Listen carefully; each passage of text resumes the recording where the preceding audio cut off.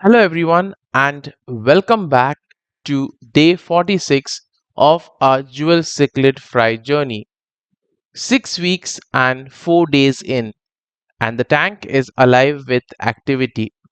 The fry are no longer just surviving, they are thriving, exploring, and building what looks like the beginnings of a little society.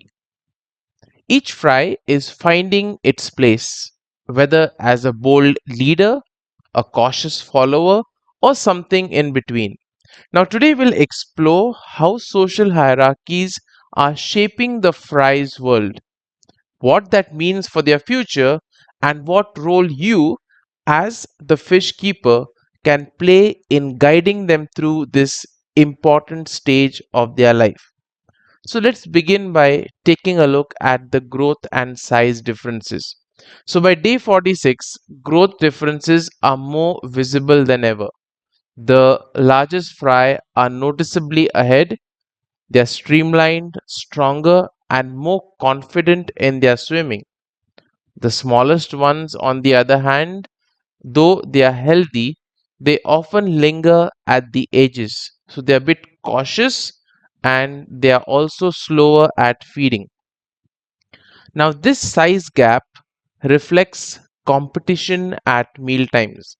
So, the bold fry grab food first, while the shy ones wait for the leftovers. And over time, that difference adds up and it leads to strong leaders and smaller, weaker siblings. Think of it like a classroom. Some students always raise their hands first, while others observe quietly. Now, both are learning, but in different ways. Now, at the same time, we see that social hierarchies will begin to take shape. And here's where the tank gets really fascinating as the hierarchies begin to form. Some fry dart straight to the food, even nudging the siblings aside. Others hang back and they want to avoid this direct competition. There are also a few bold ones who are beginning to claim little spaces around the tank, like this corner belongs to me or this part of the decoration is mine. So, these are basically the first steps in establishing order of leaders, challengers, and followers. So, what may look like playful chasing is actually practice for adulthood when territorial instincts will dominate. Now, you know that Jewel cichlids are known for their territorial instincts, and therefore, you see that all this is kind of practice for the future. So, have you noticed leaders and shy followers in your own fry tanks? Now, which one catches your attention? So, do let us know that in the comments. Now, feeding time at day 46 feels like a competition. Bold fry grab food instantly, sometimes defending their spot, while timid fry wait for their turn, which means they often get less. Now, some fry are also experimenting with that quick dart and dash feeding. So they are snatching bites and then retreating. So, this is where the role of the keeper becomes important. Now, if left unchecked, the dominant fry will grow much faster, leaving the others behind. So, what could be a good tip? Spread the food across the tank instead of dropping it in one place. In this way, multiple feeding points reduce bullying and it also allows the timid fry to feed peacefully. Now, when we speak about territories and mock battles, by now you would have already noticed that the fry have started to defend their tiny territories. So some will hover protectively over certain areas, others will guard little areas around the tanks. And sometimes you'll also see small chasing bots but these rarely escalate into real fights. These are practice battles. They are not meant to harm, but they are meant to test the strength and assert dominance. It's the fish version of kids wrestling in the yard playfully, but preparing for future challenges. Now, having spoken so much about the fry, let's shift our focus to the role of the parents. So, at day 46, parents are even less involved. They no longer hover protectively, they act more like distant supervisors than guardians. Occasionally, they may nudge the fry away, signaling you're on your own now.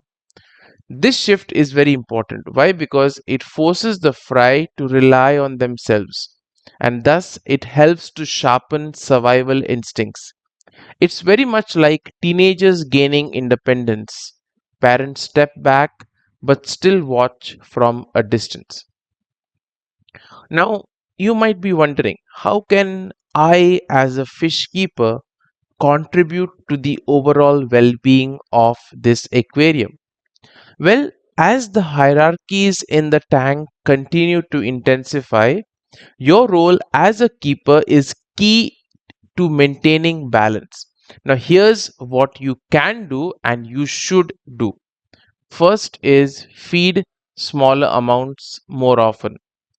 Next, scatter the food so that you reduce dominant feeding, so that you don't allow only one particular type of fry to go and eat the food. You can also monitor and keep an eye on the smallest fry. So if they fall too far behind, consider a separate grow out tank and maintain water quality. As you know, increased feeding means more waste. More waste means more ammonia in the water and hence poor water quality. So these adjustments should ensure that all the fry, whether bold or shy, have a fair chance to thrive. So, what have we learned on day 46? So, first and foremost, we have seen that the fry are showing clearer size and personality differences. Now, social hierarchies are also forming. You have leaders, challengers, and followers. Feeding is become competitive, with bold fry getting the advantage. You also have seen many territories and mock battles appearing, and the parents have stepped back and they've encouraged the fry to be independent. Now, looking ahead, these rivalries will definitely intensify.